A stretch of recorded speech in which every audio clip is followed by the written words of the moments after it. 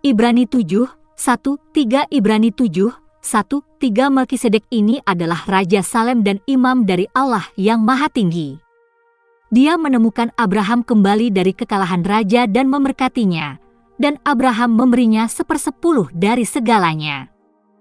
Pertama, namanya berarti Raja Keadilan, demikian pula Raja Salem berarti Raja Kedamaian. Tanpa ayah atau ibu, tanpa silsilah, tanpa awal hari atau akhir hidup, seperti anak Allah, dia tetap menjadi imam selamanya. Komentar, Ordo Melkisedek dalam bab 7 penulis akan berbicara tentang tatanan keimamatan Kristus dan keunggulannya terhadap tatanan Lewi yang didirikan di bawah hukum Musa. Alasan melakukan ini adalah karena dia berbicara kepada orang Yahudi yang hanya dididik dalam imamat Lewi. Yesus bukanlah seorang imam Lewi, bahkan ia tidak memenuhi syarat untuk menjadi seorang imam Lewi. Dengan demikian muncul pertanyaan bagaimana seseorang harus menganggap imamatnya. Sebagai ilustrasi, penulis berbicara tentang Melkisedek sebagai bayangan, pendahulu, preseden tatanan imamat Kristus. Dan meskipun itu hanya sebuah bayangan, karena ada juga banyak bayangan dalam Perjanjian Lama, dan karena itu hanya 2 dimensi, kita dapat belajar dari kesimpulan dari ilustrasi semacam itu. Nama Melkisedek pertama merujuk pada seorang raja. Ini berbeda dengan imamat Lewi di mana raja-raja Israel berasal dari suku Yehuda sedangkan para imamnya berasal dari suku Lewi. Jadi, seseorang tidak bisa menjadi imam dan raja di bawah hukum Musa. Tetapi Kristus adalah raja kita dan imam besar kita.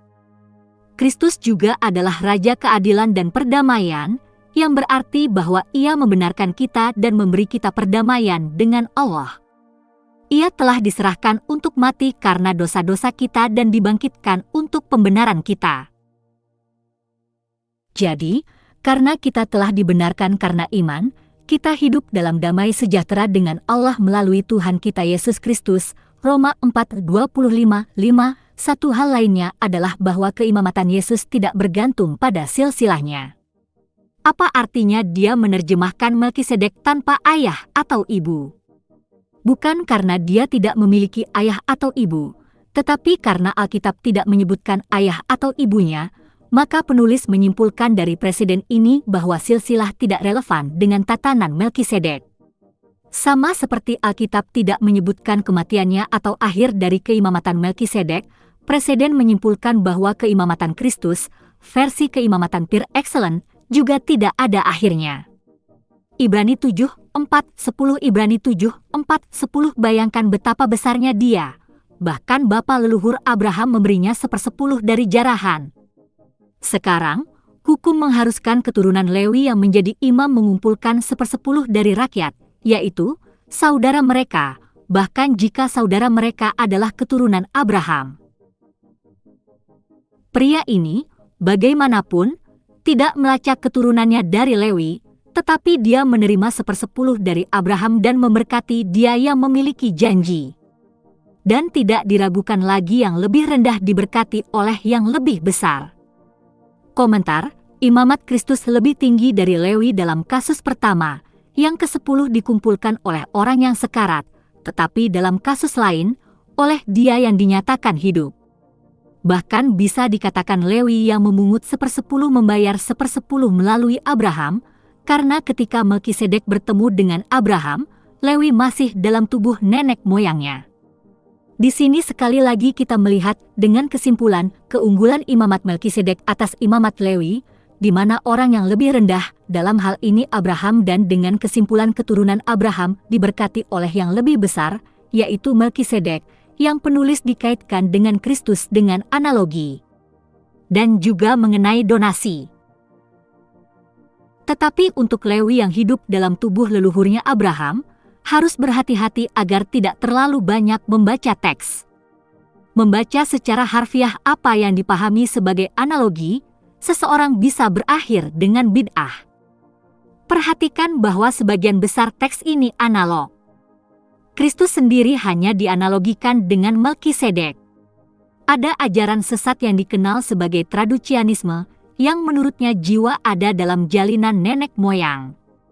Tetapi mengingat bahwa Alkitab menyatakan, ayah tidak akan dibunuh untuk anak-anaknya, juga tidak akan anak-anak dibunuh untuk orang tuanya, masing-masing harus mati untuk dosanya sendiri.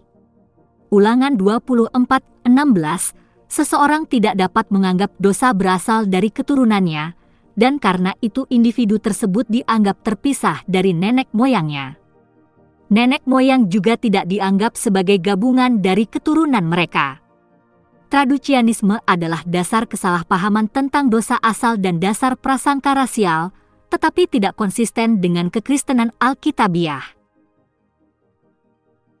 Tetapi poin yang dibuat di sini tentang Lewi dapat dinyatakan dengan baik dengan mengatakan bahwa jika ayah seseorang merasa dirinya berkewajiban untuk menghormati seseorang, maka pasti itu juga berlaku untuk putranya. Jadi Melkisedek, dan dengan analogi Kristus, lebih tinggi dari Lewi.